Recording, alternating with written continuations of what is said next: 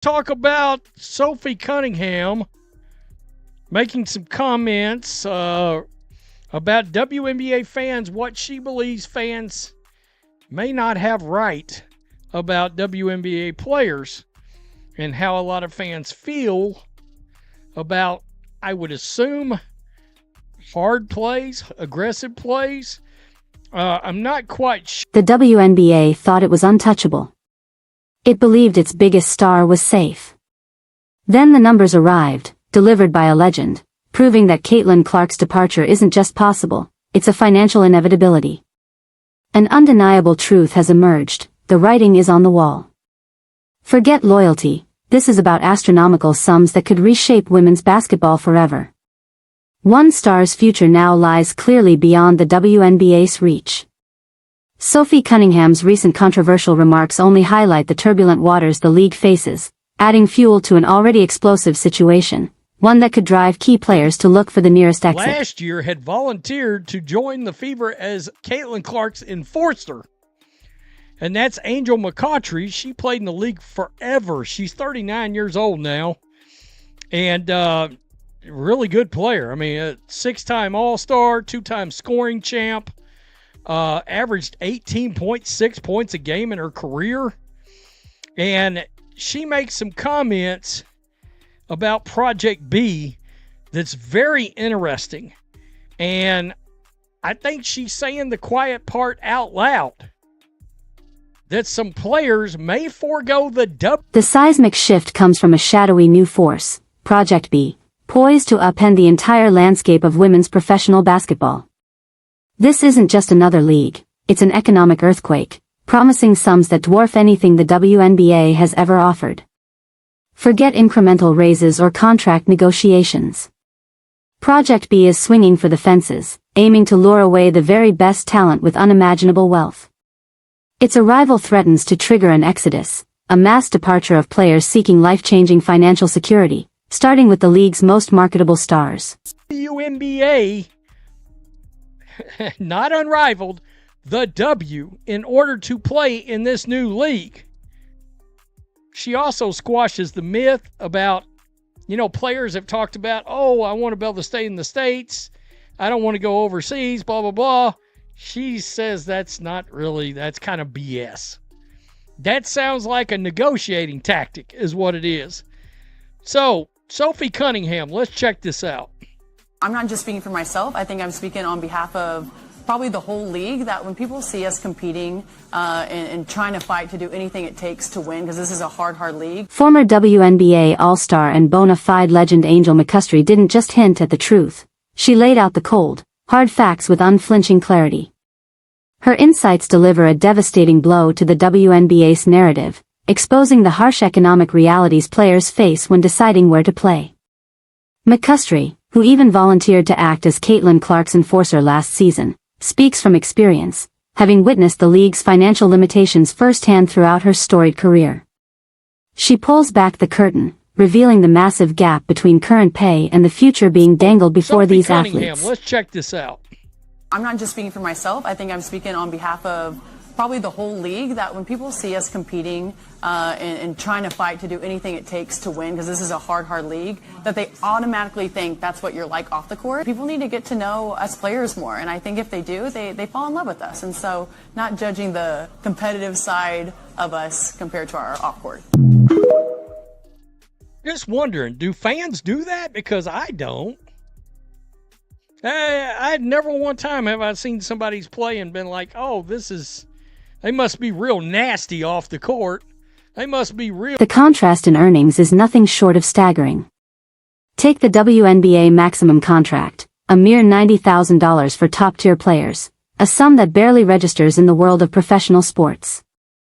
Now, compare that to Project B's proposed minimum salary, a jaw-dropping $2 million. This isn't a small increase, it's an astronomical leap, nearly 22 times higher even for an end-of-bench player. One figure alone exposes the WNBA's inability to compete, making any notion of loyalty appear financially reckless for athletes whose careers are fleeting. What else does the player got going on off the court? Do they take basketball seriously, or do they want to be a celebrity influencer? Well, you know what I'm talking about, right? So I thought that was interesting and that you guys would want to see that. Let's go over here. This is the Good Follow podcast. Hell, go subscribe. It looks like it's relatively new. The lady on the left is Angel McCoughtry. Like I said, we're talking about a real force in the league.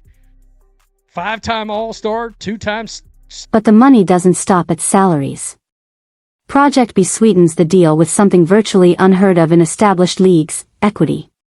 Players aren't just earning a paycheck, they're getting a stake in the league itself, a chance to own a slice of an enterprise that could skyrocket in value. This forward-thinking approach transforms athletes from employees into stakeholders, aligning their long-term financial interests directly with the league's growth. It's an irresistible proposition for players seeking generational wealth far beyond what traditional WNBA contracts can offer. And how that's going to... She gives you a perspective of how players are going to look at this money, and you can tell from her reaction, it's like, whoa, that's a whole different level of cash we're talking about. The max was $90,000.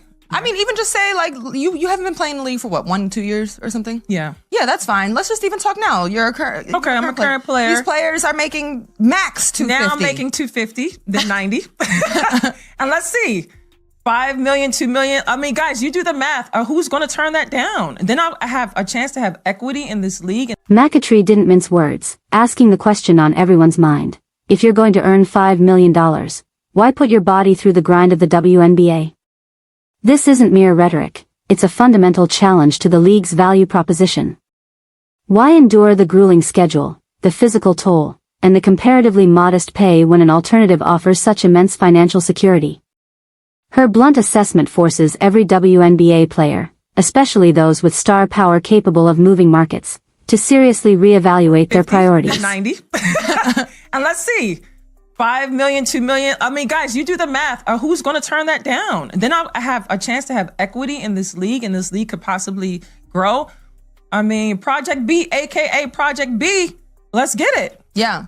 You know, feels like common sense almost. It feels like it is common sense. I mean, honestly, I see a lot of girls. If you're going to get paid $5 million, why put your body through playing in the WNBA? Is that that's what I see coming? Well, here's the another aspect of this too. I thought the whole trend and point of some of these new leagues popping up was that the trend was going, players wanted to stay home in the U.S. And so that's an advantage that Adding insult to injury, McCoughtry completely shatters the long-held myth that WNBA players prefer to stay in the United States. For years, the narrative has been spun that players prioritize being home, making leagues like unrivaled attractive.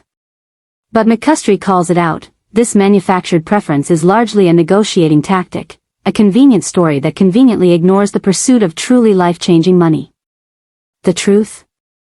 Players will travel, and they will go anywhere, if the price is right. You're fixing to see a lot of surprising names, I have a feeling, sign up for this league because they think the W's going to 850 or 1 million. Okay, well, what do you think they would pay Asia Wilson? 8 million, 10 million a year, so 8 to 10 times more than they're paying now. Caitlyn Clark, 15 million, 20 million, 25 million. I mean, I don't know. People seem to get offended when I bring that. Why? Why wouldn't you? McCoughtry speaks from deeply personal experience, recounting her best moments overseas in places like Istanbul, Turkey. She vividly describes a vibrant life filled with incredible food, rich culture, and legendary parties that stretch until 7 a.m., followed by breakfast. This isn't a sacrifice, it's a lifestyle upgrade. Playing in Europe, Asia, or even Africa, combining high-level basketball with immense pay, is presented not as a burden, but as a life-enhancing opportunity. Her insights demolish the carefully constructed narrative advanced by current WNBA players and league officials. The notion that players prefer to stay home is exposed as a convenient fallacy. As McCoughtry demonstrates, the dollar amount changes everything. It's no longer about where you play, but how much you earn. The WNBA's leverage based on geographic preference evaporates in the face of Project B's financial might. The financial disparity isn't limited to the WNBA versus Project B. It eclipses other domestic alternatives, like Unrivaled, which offers players roughly $250,000. Project B's minimum of $2 million is effectively 9 times that, meaning a player could earn the equivalent of 9 Unrivaled seasons or multiple WNBA maximum contracts in a single year. The scale of this investment signals a complete game changer, leaving smaller competitors no realistic chance to retain top talent. Even an end-of-bench player commanding $2 million sets staggering implications for bona fide superstars. The WNBA's pay structure, and indeed its very existence, comes into question. Who will fill the rosters if every player, regardless of star power, can secure such incredible deals elsewhere?